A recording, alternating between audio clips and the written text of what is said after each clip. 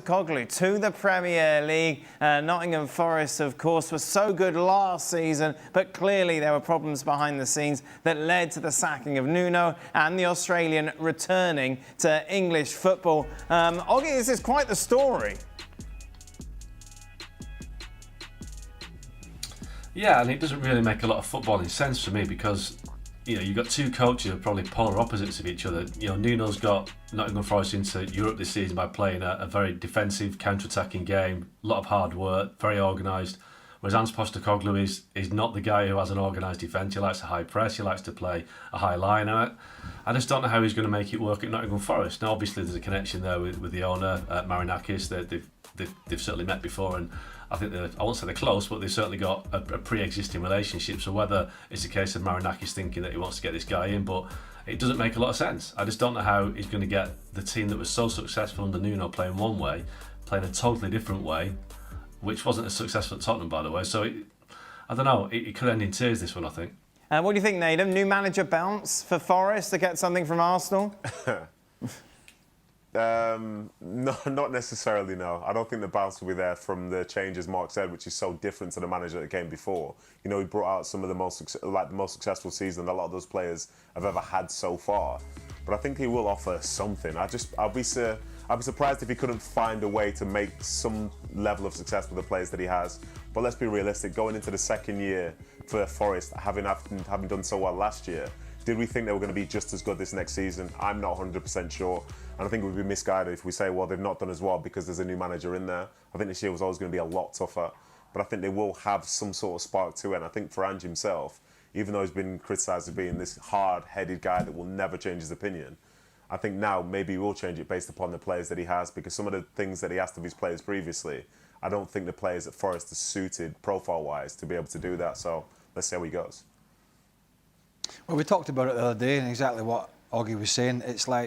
It's a complete 180, isn't it? Because Forest got to where they got to not because they were the most talented team, but because they were one of the most organised, with pace in the wide positions, with grafters in the middle of the park, and Anderson and Yates, and a guy up front who was having the season of his life, and he's continued that at the start of this season.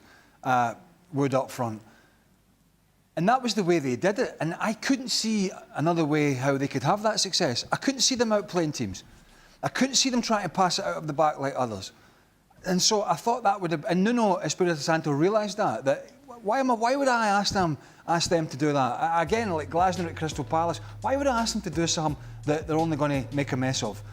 And what Postecoglou is going to ask these players to do is a complete sea change from what they've been doing. Do you think Williams is going to, and Ayan is going to invert into the middle of the park, and Milinkovic and Murillo is going to start rolling, Sells is going to start rolling balls out to those two? The Premier League teams will have a field day. This is an owner who thinks it's just so easy to get the same results with a more flamboyant style and a change of manager, get the fans on your side because it's going to be exciting football. But we saw the destruction at Tottenham once the rest of the Premier League figured it out. We saw it.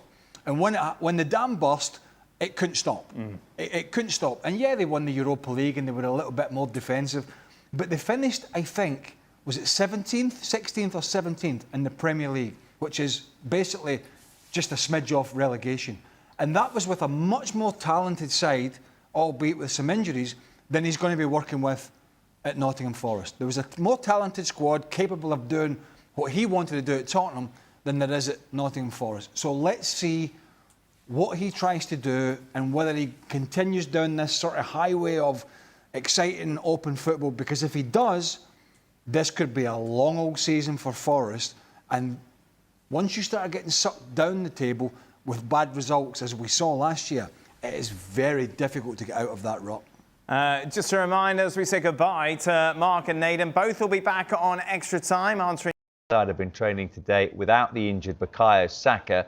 It's the start of a big month for Arteta after losing to Liverpool before the international break.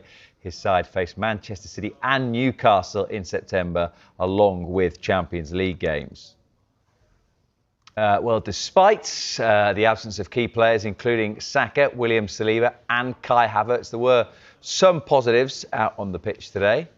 Piero Hincapié trained with his new teammates for the first start. He was a deadline day arrival from Bayer Leverkusen and has just returned from helping Ecuador to a 1-0 win over Argentina. Ben White is back too, having been out with a knock since Arsenal's league opener against Manchester United. Riccardo Calafiori trained despite being an unused sub in Italy's 5-4 win over Israel. And summer signing Christian Norgard could be in contention for the weekend. He's yet to make his debut following his arrival from Brentford. Arsenal, Nottingham Forest, Saturday 12:30, live on TalkSport. Forest have a new manager.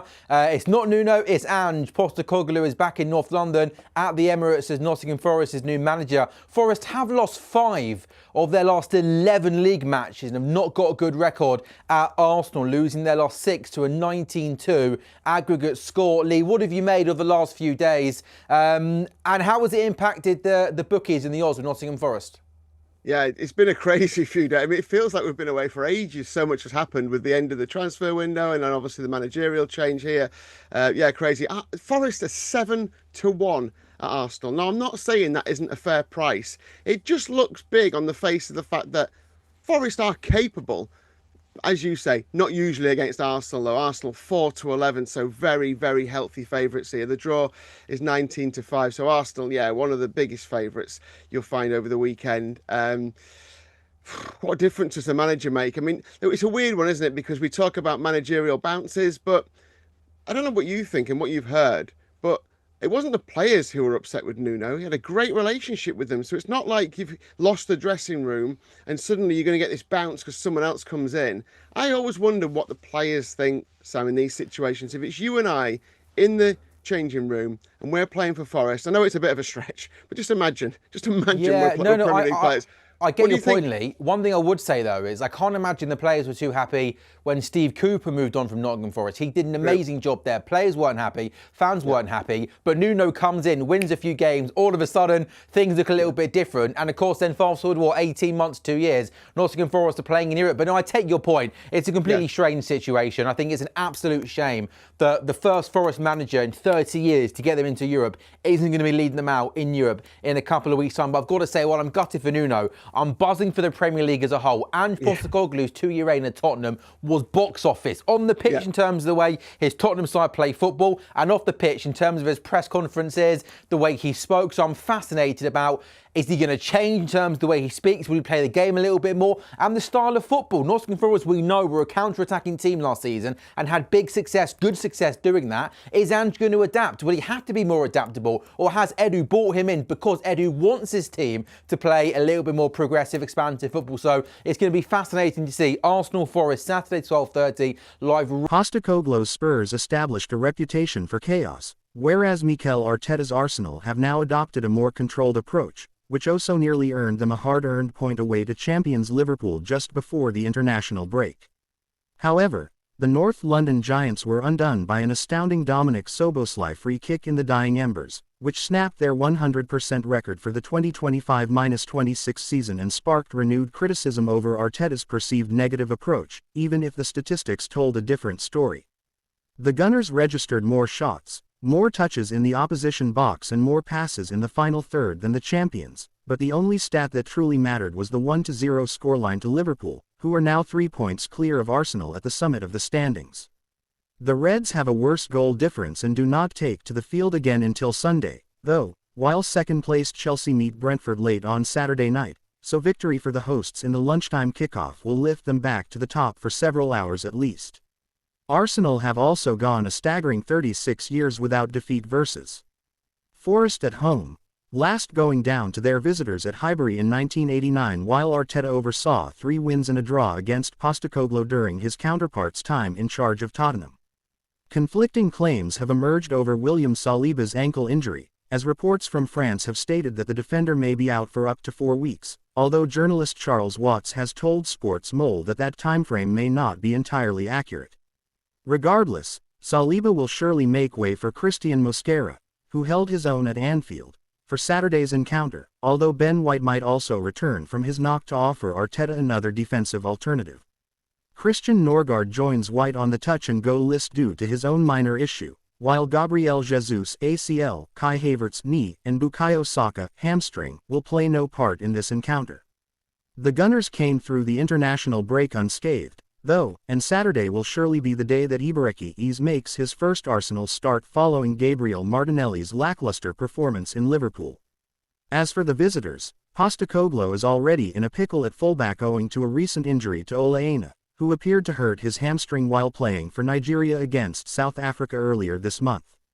On loan Arsenal defender Alexander Zinchenko cannot face his parent club, so new signing Nicolo Savona may be thrown into the deep end by the Forest boss, who is also without Nicolas Dominguez for his debut game.